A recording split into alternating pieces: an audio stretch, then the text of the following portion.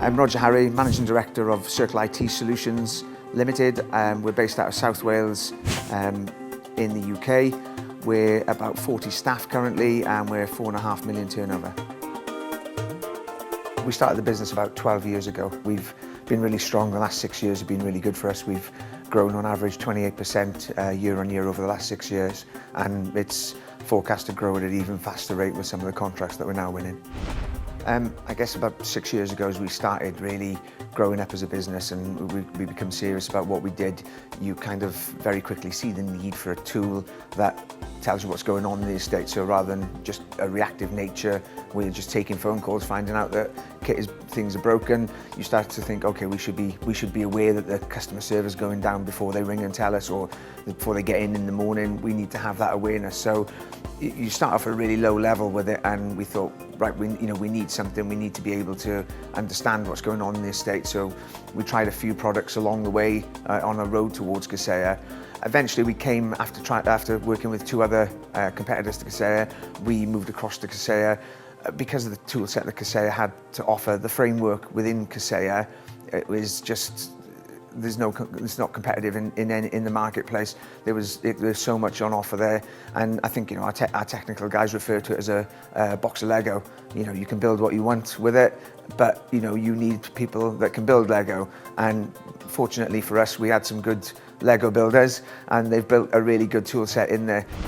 When we chose Kaseya, we knew that there was a need within the business to deliver better managed services and to be more effective at that.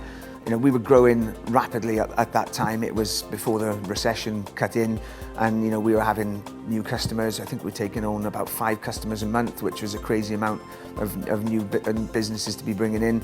And we were kind of creaking all around the place. So we knew that we could be a lot more efficient.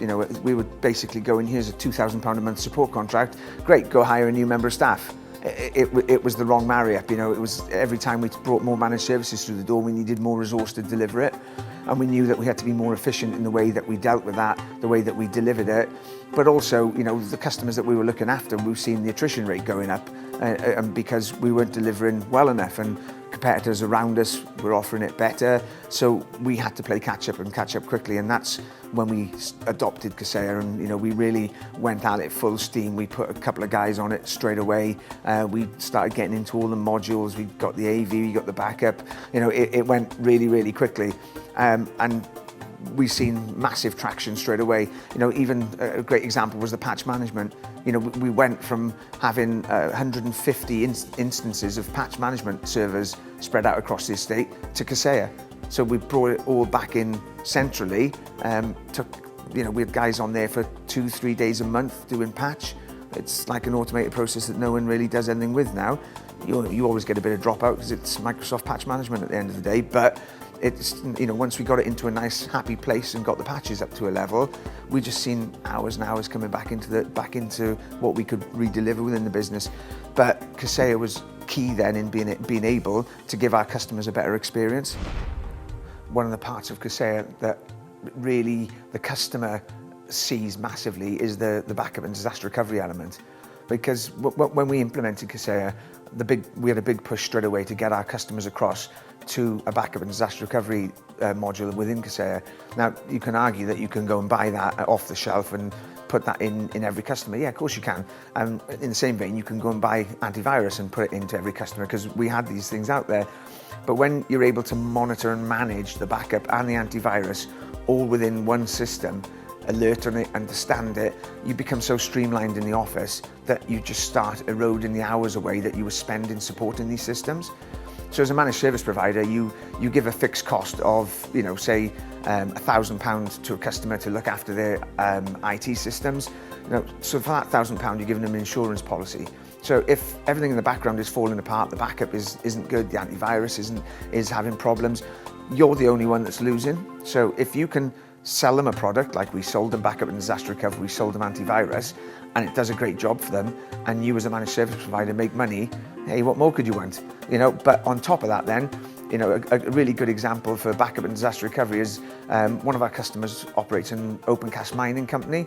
So, it's a really dirty, horrible, coal dust floating about in the air. So obviously the servers are pretty prone to breaking down. I think when we opened one up, the coal dust had actually fried on the elements of the server because of the heat. So it wasn't in a really good place. But what we'd done with those guys is we'd moved them from a file-based backup to an image-based backup. So when that server died, we had them back up and running in about 2 hours. Now, prior to that, and these guys seen it, before we put backup and disaster recovery, and this customer was one of the catalysts for us to get into the backup and disaster recovery module, that was a file-based backup. We probably spent the best part of a week, and the customer was weighing their coal lorries going out the door, which was costing them millions in revenue every month that they couldn't weigh them because that server was down. So the advantage is that gave us to look really good in front of the customer, to get them up and running in a couple of hours, and for us to have another revenue stream. Ticked all the boxes, so we had a great part of it. The reporting side of things has always been really important to us. At the smaller end of the managed service market, kind of 100 seats and below, it's very difficult to give a business owner a report from IT which is interesting or sexy. They kind of just throw them away. They go, yeah, great, some nerds have sent me some stuff and I'm not really that interested in it. Do I really care about disk space and percentages? And so, you really struggle to give them a report. The main report that they're looking at is how much you're charging them. So to give them something of interest is really, really difficult. But the reporting engine is great in that now we're having the ability to go engage, and we're starting to set a roadmap for them, so we can say, look, these XP machines are running out. You've got 12 months left on this before Microsoft pulls support the 2003 servers.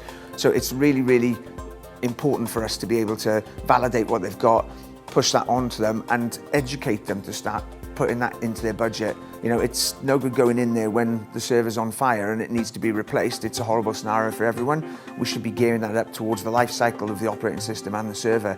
So the reporting side of it, from the account management and then the end customer education to know and to expect this spend, is key for what we do. One of the real good engagement pieces that we found utilising Kaseya is understanding the power management in customer sites. Obviously, the bigger the site, the more power that's consumed. It's pretty key in education, because the education customers we got all tend to be FEs or colleges. So they've got thousands of machines. They're ranging from sort of 500 to 5,000 with the institutes that we work with. So when you look at power in there, if you look at 2,000 machines, for example, the power footprint that's taken by leaving those machines on 24/7 is massive. Now, in the UK, the colleges are under a lot of pressure with regards to carbon fines for overutilisation of power. So they've got to be very careful. I think there's a really good example of one college that got fined for too much power being utilised within the college. So we've been looking how we can best utilise Kaseya to understand that, but more importantly, to help savour that. So there's a couple of pieces that we did. We looked at basically a server rack, and we put some custom fields into Kaseya, and we said, okay, if this is a HP DL380 generation 3, it's got that type of power footprint. So we did that across all their servers, and we looked at that and said, there you go, there's your utilization of power. This is how much it costs per hour to run that. There's your running cost per year for those racks. Now, if we can get rid of the old kit, bring in some new kit, we can cost justify that against what that power utilization is. So that was a great piece within Kaseya, and we've built that, so it's there for every server that we've got in any estate. But obviously, the bigger the numbers, the better the power saving. Again, moving that onto the client estate, if you've got 2,000 PCs that are running 24/7, they can be switched off after 8 hours. You can switch them back on for the students and the tutors coming in the mornings, but you've got 16 hours straight away that you've saved, plus you've got all the weekends, plus you've got all of the holidays that they're not there. There's massive savings to be made that you can justify back. So, for us to go in and sell Kaseya into an education establishment, we can sell it based on that engagement alone, because it's self-costing at that point. That's without all the other great stuff that's in there that they can then start coming up to speed with to understand. So it's from the power perspective, it works really, really well for us. Where we stand at the moment, we couldn't live without Kaseya now. We live it, we breathe it, we're selling it into education, we're using it to deliver all of the services that we've got. It's the lifeblood of Circle IT now. And like I said, without it, Circle IT doesn't operate anymore.